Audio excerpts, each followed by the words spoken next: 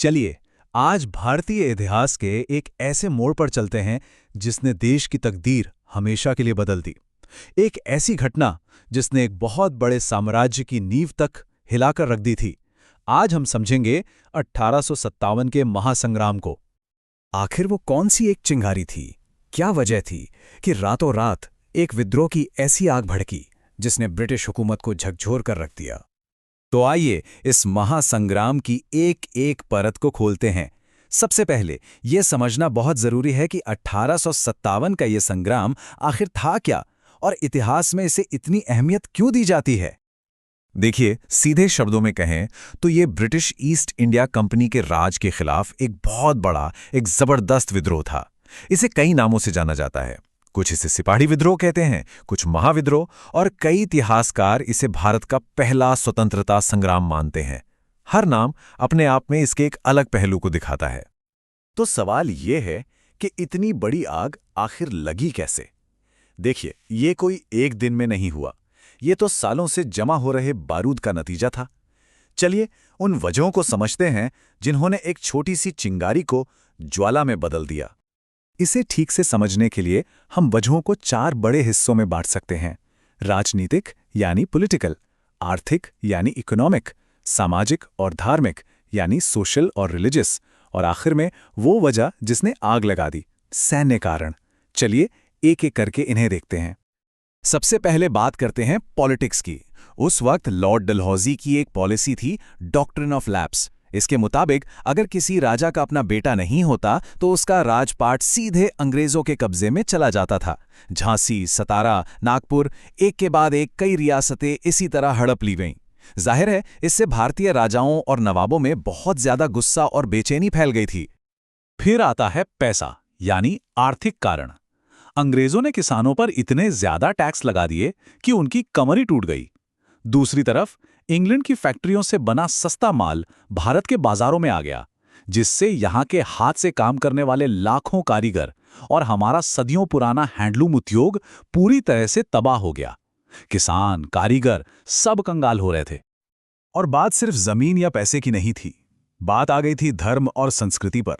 अंग्रेजों ने भारतीय परंपराओं में दखल देना शुरू कर दिया था। ऊपर से ये अफवाहें भी जोर पकड़ रही थी कि वो सबको जबरदस्ती ईसाई बनाना चाहते हैं। तो आम लोगों को ये लगने लगा कि अब सिर्फ हमारी जमीन नहीं, हमारा धर्म, हमारी पूरी पहचान ही खतरे में है। ये सारी वजहें ये तो बस बारूद जमा कर रही थी दशकों से। माहौल पूरी तरह से तैयार था, बस एक चिंगारी का इंतजार था। और फिर एक घटना ने वो चिंगारी सुलगा दी। और वो चिंगारी थी एक नई राइफल के कारतूस। सेना में ये खबर आग की तरह फैल गई कि इन कारतूसों पर गाय और सूअर की चर्बी का लेप लगा है और इन्हें बंदूक में डालने से पहले दांत से खींचना पड़ता था। अब देखिए, गाय हिंदुओं के लिए पवित्र है और सूअर मुसलमानों के लिए हराम। इस एक चीज ने हिंदू और मुस्लिम दोनों सिपाहियों की धार्मिक भावनाओं को इतनी गहरी चोट पहुंचाई कि ये बर्दाश्त से बाहर हो गया। जैसे ही ये चिंगारी भड़की, विद्रोह की आग जंगल की आग की तरह पूरे उत्तर भारत में फैल गई। चलिए अब देखते हैं कि यह संग्राम आगे कैसे बढ़ा और वो कौन से हीरो थे जिन्होंने इतिहास का रुख मोड़ने की यह जबरदस्त कोशिश की। और देखें सब कुछ कितनी तेजी से हुआ। 10 मई 1857 को मेरठ में सिपाहियों ने खुली बगावत कर दी। वो रुके नहीं, रातों रात दिल्ली के लिए निकल पड़े। अगले ही दिन 11 मई को वो दिल्ली पहुंच गए और 12 मई तक उन्होंने पूरी दिल्ली पर कब्जा कर लिया और उन्होंने मुगल बादशाह बहादुर शाह जफर को हिंदुस्तान का सम्राट घोषित कर दिया। ये एक बहुत बड़ा कदम था जिसने पूरे देश में विद्रोह की एक लहर दौड़ा दी। ये लड़ाई सिर्फ दिल्ली तक ही सीमित नहीं थी, ये पूरे भारत की लड़ाई बन रही थी। झांसी में रानी लक्ष्मीबाई की बहादुरी के किस्से आज भी सुनाए जाते हैं। कानपुर में नाना साहिब ने कमान संभाली तो अवध में बेगम हजरत महल ने, बिहार में वीर कुंवर सिंह जैसे अनगिनत नायक थे जो इस संग्राम में अंग्रेजों के खिलाफ उठ खड़े हुए।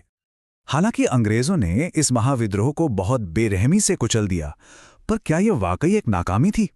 इसका भारत के भविष्य पर क्या असर पड़ा और ये हमारे लिए क्या विरासत छोड़ गया? चलिए देखते हैं। सबसे पहला और सबसे बड़ा असर था पावर शिफ्ट। विद्रोह से पहले भारत पर एक ट्रेडिंग कंपनी यानी ईस्ट इंडिया कंपनी का राज था। विद्रोह के बाद कंपनी राज को हमेशा हमेशा के लिए खत्म कर दिया गया और भारत पर सीधा ब्रिटिश सरकार का यानी ब्रिटिश क्राउन का शासन हो गया। इसके अलावा भी बहुत कुछ बदला। जैसा कि हमने देखा, कंपनी का राज खत्म हुआ। अंग्रेजों ने अपनी सेना में बहुत बड़े बदलाव किए ताकि ऐसा दोबारा ना हो। लेकिन जो सबसे इंपॉर्टेंट चीज हुई वो थी एक सोच का जन्म, एक राष्ट्रीय चेतना का जन्म।